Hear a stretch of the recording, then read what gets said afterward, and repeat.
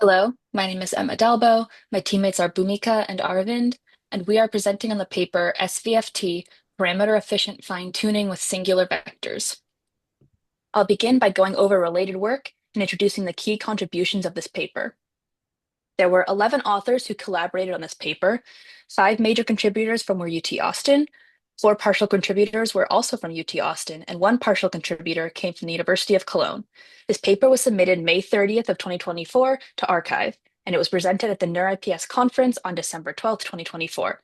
This paper advocates for SVFT, or Singular Vectors Guided Fine-Tuning, a parameter-efficient fine-tuning method that achieves up to 96% of the performance of full fine-tuning, despite only updating 0.006 to 0.25% of parameters. So what is the purpose of PEFT, or parameter efficient fine-tuning? Large pre-trained models are very computationally expensive to fully fine-tune. So instead, we can use parameter efficient fine-tuning techniques, which only update a small set of the parameters. PEFT techniques existing prior to this paper have limited expressibility, meaning that they don't perform as well as full fine-tuning. Next, I'll go over the relevant related works PEFT methods. As an overview, LoRa is the first majorly important related method. It stands for low-rank adaptation.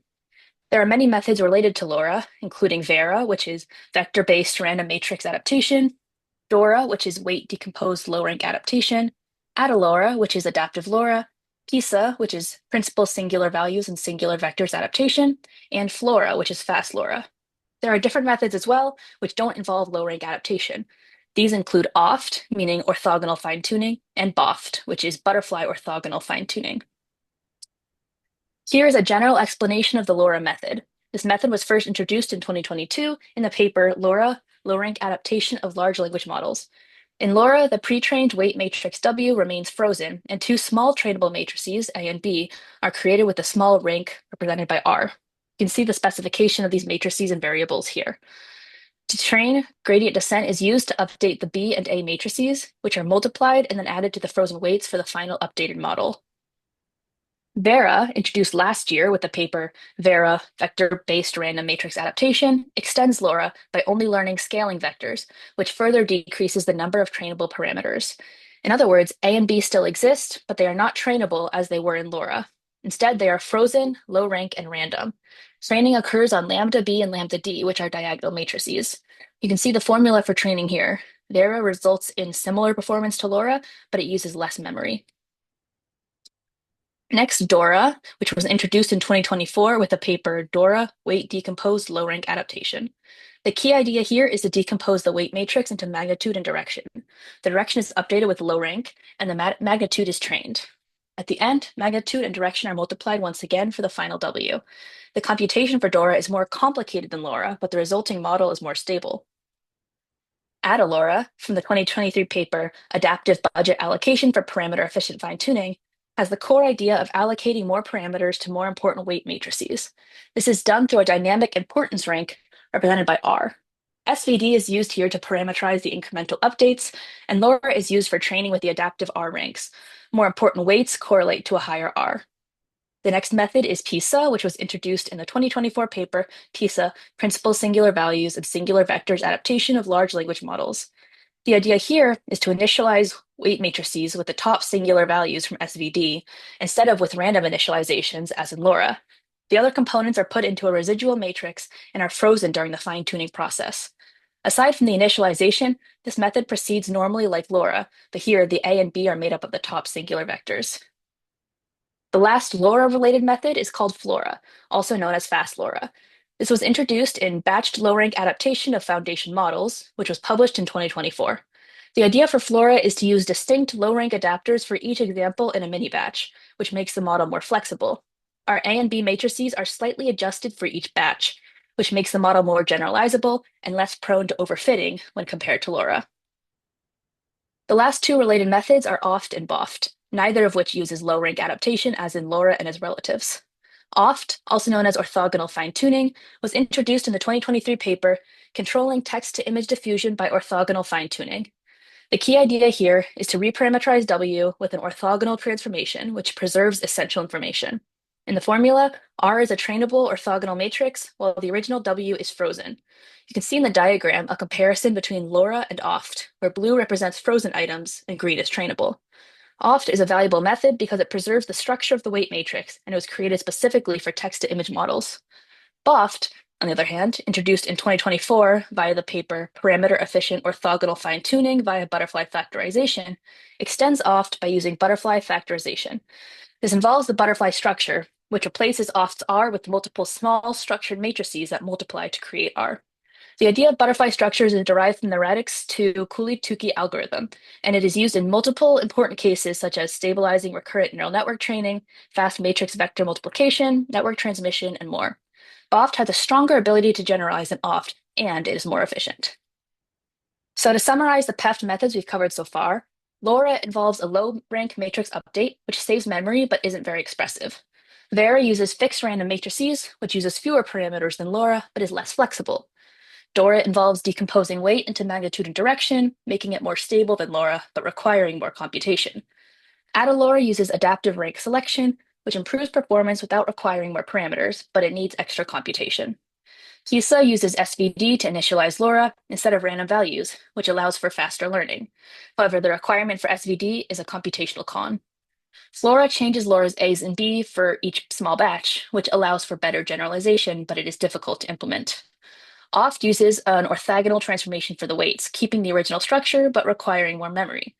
BOFT is an orthogonal transformation with butterfly factorization, which is more efficient than OFT but is more complex as well.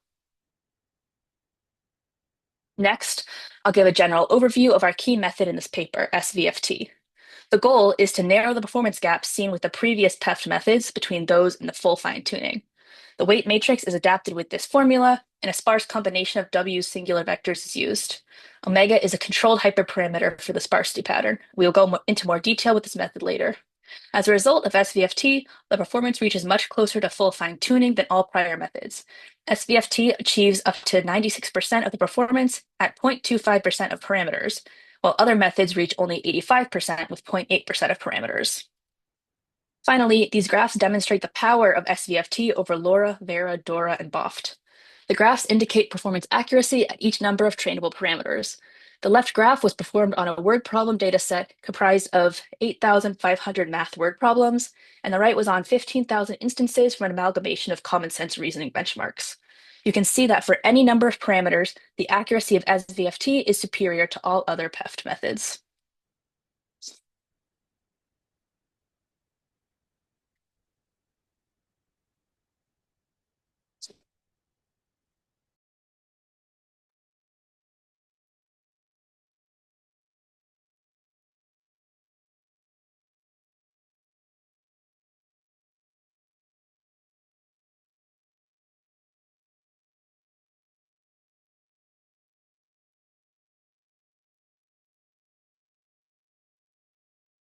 Okay, I'll talk about the method and experiments of the SVFT. I'll start by SVFT formulation. SVFT approaches parameter efficient fine-tuning by leveraging the structure of pretrained weights. They begin with the weight matrix W0 belongs to D1 and D2 from the pretrained model.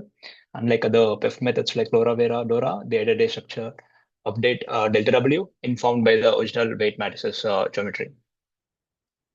In this slide, we'll talk about the singular value decomposition. First step in the SVFT is to compute the SVD of the original weight matrix W0. SVD decomposes W0 into three components: U, V, V transpose, U, sigma V transpose using the formula W0 equals to U sigma V transpose. U contains the left singular vectors of size D1 into D1 matrix with orthonormal columns, and V transpose contains the right singular vectors D2 into D2 matrix with the orthonormal rows. And sigma is the diagonal matrix of size D1 into D2 containing sigma vectors that represents the importance of each direction. So SVD typically gives us directions that are most important in the original weights. In this slide, we'll talk about the weight parameter update parameterization. The key innovation is that how they parameterize the weight update, delta W equals to UMV transpose. And here U and V are kept fixed and frozen. And M is a D1, D2 sparse trainable matrix with the predefined fixed sparsity pattern, and we'll see about the sparsity patterns in the next slides. They only train the selected elements in M, significantly reducing the trainable parameters. And the forward pass combines the original weights with the parameterized update, and we can see the forward pass equation here. Here we can note that how they used how they changed W naught plus delta W to U into sigma plus M into V transpose, and they only trained the non-zero elements in them that corresponds to the chosen sparsity pattern. So it typically means like how forward pass shows how SVFT integrates with the original model architecture. So in this slide, we'll look at the SVFT sparsity patterns. They define like 4 different sparsity patterns for matrix M, which are plain, banded, random, and top K. We'll see about them in the next slides. So this figure illustrates these different patterns. Orange here only the orange elements are trainable and gray elements are fixed to 0. And each pattern offers different parameter efficiency versus expressivity trade-offs. We'll talk about the expressivity in the further slides. And for the first pattern, plain SVFT, it is the simplest and the most parameter efficient variant. We constrain M to a diagonal matrix, which effectively just reweights the singular vectors. And this can be interpreted as adapting the importance of each singular direction without changing the directions themselves. So only the diagonal elements are learned, making it extremely parameter efficient. And the number of trainable parameters are fixed at minimum of D1, D2, typically is much smaller than the other preferred methods. And the second pattern is banded.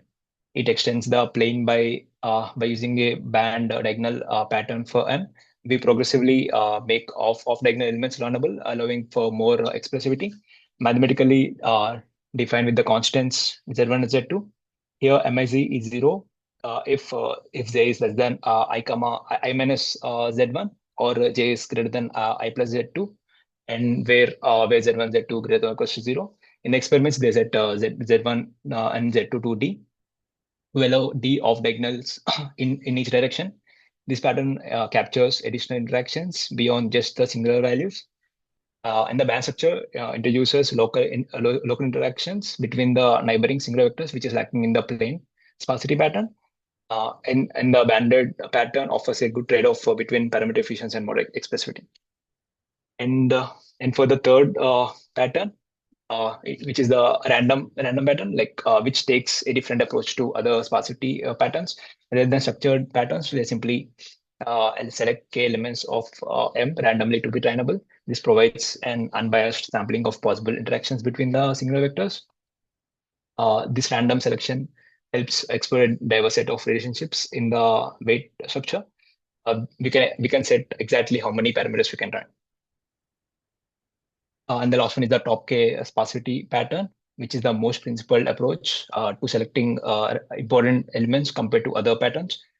We compute the alignment between the left and the right singular vectors as UI transpose Vijay, and then select only the top K elements with strongest alignments to be learnable. So this focuses on limited parameter budget on the most promising interactions. So this pattern targets the strongest inherent relationships in the original weight matrix.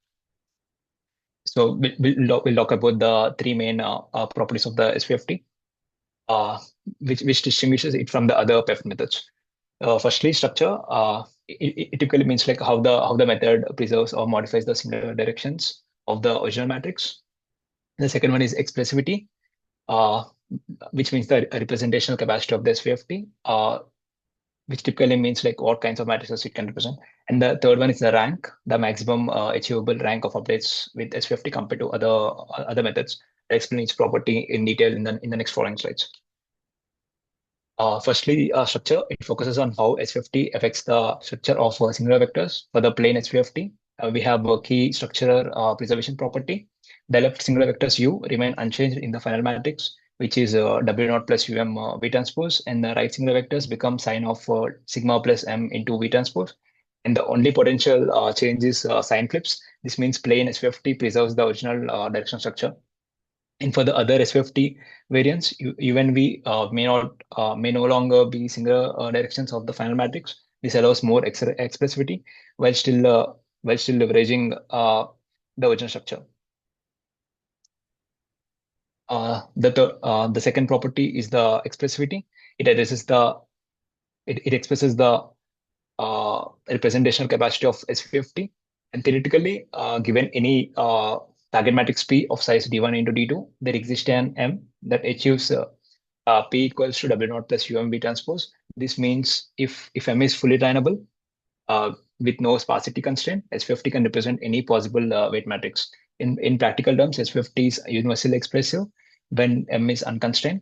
Uh, this is a crucial theoretical property that ensures SVFT doesn't sacrifice representational capacity. Even with our sparse patterns, they retain enough expressivity to achieve strong performance. This distinguishes SVFT from other PEF methods that have limited expressivity. The third property is the rank. It examines the rank characteristics of SVFT updates. When M has k non-zero elements, the rank of UMV transpose is bound by minimum of k comma minimum of D1 comma D2. This means SVFT can potentially create higher rank updates compared to other methods. For the key comparison, if you consider the same parameter budget, SVFT produces higher rank updates than LoRa. SVFT can eventually achieve full rank updates as the value of k increases. However, these updates occur in a constrained structured subspace defined by UNV. This higher rank capability explains like how SVFT superior performance is with only fewer parameters. In this slide, we'll see the in this slide we'll compare the SVFT formulation, math formulation when compared to LoRa and Vera. So SVFT's delta W can be written as we can see the formula here. So each term is an outer product of singular vectors weight by coefficient Mij. UI is the ith left singular vector from the original weight matrix, and Vijay is the jth singular vector from the original weight matrix. And here Mij are the uh, and here yeah you can see that the S50 specifically leverages the structure of original weight matrix. Unlike other methods, we are using directions already present in the weights. In this slide, we'll see the LoRa and Vera formulation. So LoRa and Vera can also be expressed as sum of rank 1 matrices, but with key differences. In LoRa, delta W of LoRa, we can see the formula here. Here, AI and BI are trainable columns of matrices A and B.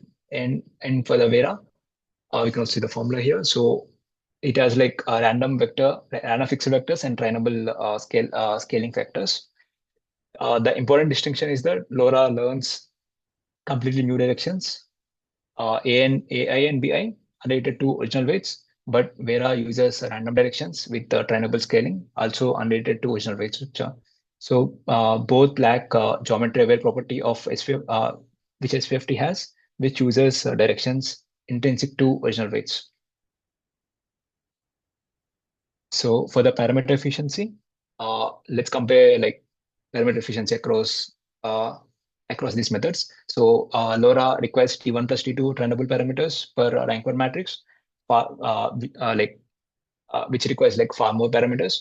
And SVFT and Vera require only one parameter per rank 1 matrix, which is much more efficient. LoRa's flexibility comes at a cost. It can capture arbitrary directions, but needs many more parameters. SVFT achieves efficiency by reusing existing directions while tidying just their coefficients. This explains why SVFT can exceed LoRa's performance with fewer parameters. If you consider a typical transformer layer, this could mean like 10 to 100 times fewer parameters uh, per rank 1 matrix, for the rank 1 matrix. We'll see the S50's key difference from Vera. While S50 and Vera both use one parameter per rank 1 term, they differ significantly. In Vera, like each term A and BI appears in only one rank 1 matrix. In S50, the same vector UI can appear in multiple terms depending on the sparsity pattern. So the critical difference is that Vera is universally expressive, which means it cannot represent is not universally expressive, which means it cannot represent any target matrix. But SVFT can be universally expressive when M is unconstrained. So Vera uses random vectors while SVFT uses vectors derived from the original matrix W naught. Yeah. So for the memory considerations, SVFT does require storing additional components. We need to store both left and the right singular vectors U and V, and the memory you and the memory usage is like and the memory usage is roughly double than that of LoRa, which is the main trade-off. However, still more memory efficient than some other methods like BOFT. They, they, uh, they have mitigated memory concerns through system-level optimizations, such as they use like mixed precision weights like B416, and they also mentioned future work, which includes quantization to 408 bit. Importantly, inference time and the memory consumption remains the same for all the methods. And also during the deployment, weights can be fused, which means like which typically eliminates extra memory overhead. And for the experiments, they evaluated SVFT on a diverse set of models to demonstrate its broad applicability.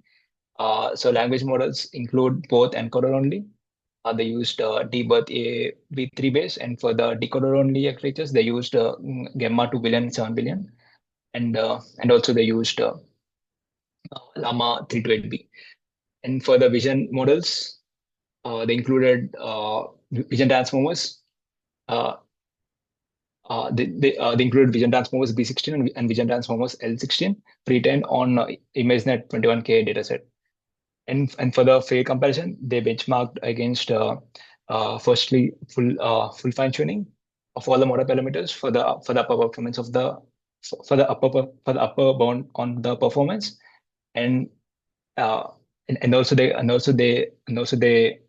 compared with main PEF methods like LoRa, Dora, BOFT, and Vera, like and some other for the state of the art PEF approaches.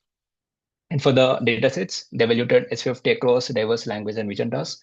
For the natural language generation tasks, mathematical reasoning with GSM 8K and math datasets fine-tuned on math QA 40K, and also they tested on and also they use like 8 common sense reasoning benchmarks, including BoolQ, CQA, LSWAG, etc., and using 15K examples from combined training sets. And for the natural language understanding tasks, it was tested on general language understanding evolution, GLUE benchmark with classification and regression tasks. And for the vision tasks, they use like 4 image classification benchmarks. You can see the benchmarks here, which are fine-tuned on the subset of 10 samples from each class.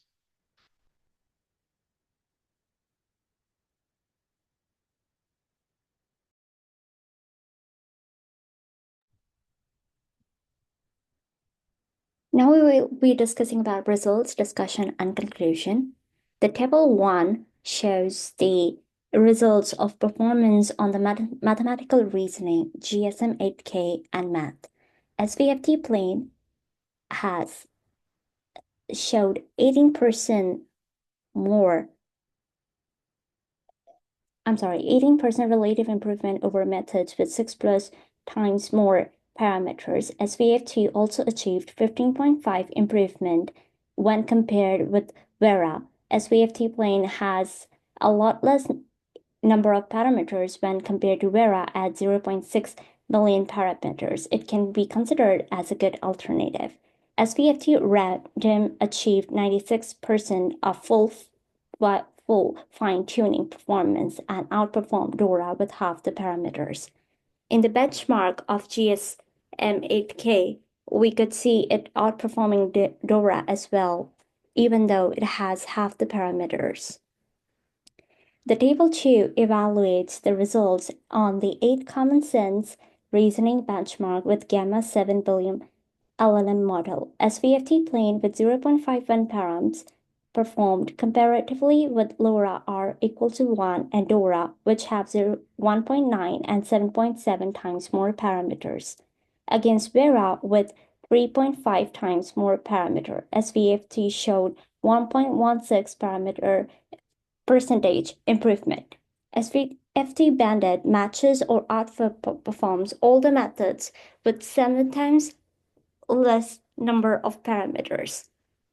So if you look at it for the SVFT band for all the other benchmarks, we see it having a really good performance. Like for over here, you could see 71.9, and for PaOQ, the best performance was given by Laura, but if you look at the SVFT banded, it is 86.98, which is very competitive and comparative.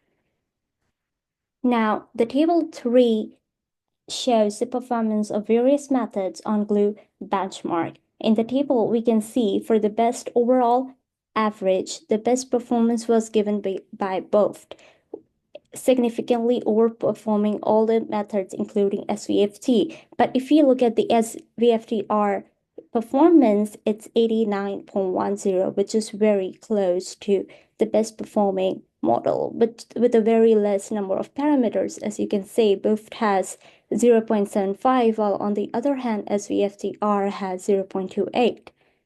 Therefore, we can conclude that even on the glue benchmark, SVFT performed quite comparatively well when we compare it to other PEF methods.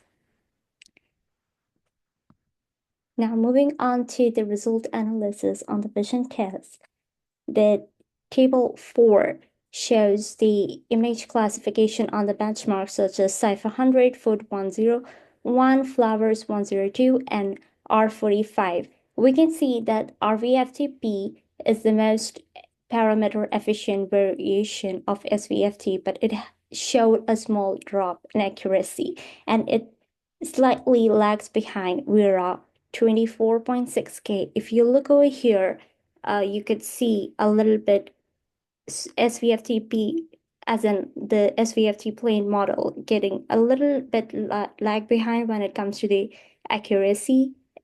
Like Vera had 84, and on the other hand, SVFT has 83.78. But if you look at the number of parameters, it's a huge difference, and that itself sets SVFT a lot more better.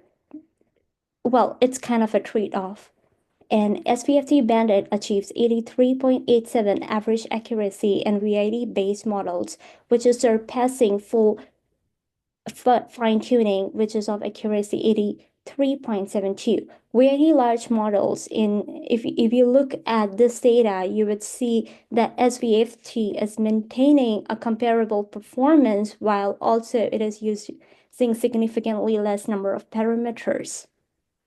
Now, looking at the memory analysis of SVFT when compared to LoRa and Dora, we could clearly see it uses a little less memory when compared to Dora, but when you compare it with the other models of like LoRa, you could see it is using a lot more GPU usage. Now, this could be because of the structural modifications in the SVFT that we have seen, but again, in all the results so far that we have seen, one of the trade-off is that although it does use less number of trainable parameters. Now that there are various types of M structures. In the table 7, we are evaluating the different performances of the different structures, and from there we can say that banded performed the best among all the tasks and models. Random and Top K also showed comparative results, but they are slightly behind the banded variant in most of the cases. And while on the other hand, the plain structure performed the worst in all the cases. The results of contribution of the weight types. In this, we can see if we increase the number of weights and how it changes the entire performance. So through this graph, we can see that the adapting UD weights, that is your green one, this green line, which you can see on the graph, provides 10% improvement over the QV, that is this blue line. As you can see, it has approximately 10% more improvement for the same parameter budget of 0.8 million. Now, we would be evaluating the impact of pre-trained weights quality. SVFT was tested on 2 checkpoints on PDA 2.B model with different pre-training steps. The 2 steps which they considered were at 33K and 143K. Each of the checkpoints were fine-tuned independently with full FT, LoRa, and SVFT. SVFT benefits more from the pre-trained weights when you compare it to the LoRa, as you can see over here. The LoRa gave us 7.73 delta performance, while on the other hand, SVFT gave us a delta performance of 8.11. It outperformed LoRa and both the checkpoints, which suggests the benefits of introducing the delta W, that is your pre-trained weights, that explicitly depends on W are beneficial even when W is suboptimal. In short, SVFT outperforms LoRa even in the suboptimal pre-training stages. Now, finally, the discussion and the conclusion. The limitation of SVFT is that it uses additional GPU memory usage when we compare it to LoRa due to the computation of SVD and sorting left and right singular vectors, as we saw in the memory analysis slide before. And overall conclusion is from the results is that it does outperform or matches other PEFT methods while using significantly less number of parameters on natural and computer vision tests, and it balances the parameter efficiency and performance, making it a Pareto dominant PEFT approach.